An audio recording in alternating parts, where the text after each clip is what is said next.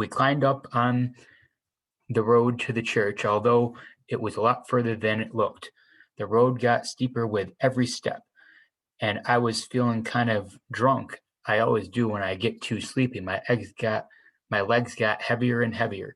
I guess Johnny was sleepier than I was. He had stayed awake on the train to make sure we got off at the right place. It took us about 45 minutes to get there. We climbed in the back window. There was a small church, real old and spooky, spidery webby. It gives me the creeps. I bet this I've been in this church before. I used to go there all the time, even after mom and dad are gone. Then one Sunday I talked to Soda into coming with Johnny and me. He didn't want to come unless Steve did, and Chubit decided he might as well come too. Daly was sleeping off a hangover and Derry was working. When Johnny and I went, I sat in the back, trying to get something out of the sermon and avoiding the people because we weren't dressed too sharply most of the time.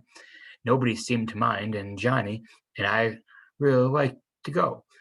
But that day, well, Soda can't sit long enough to enjoy a movie, let alone much less a sermon.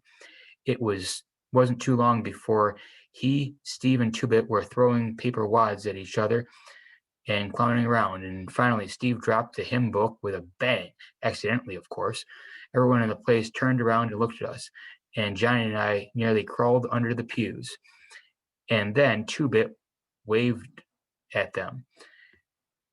I hadn't been to church since, but this church gave me a kind of creepy feeling. What do you call it? Premonition? I flopped down on the floor and immediately decided not to do any more flopping. This floor was stone and hard. Johnny stretched out beside me, resting his head on his arm. I started to say something to him, but I went to sleep before I could get the words out of my mouth. But Johnny didn't notice. He was asleep too.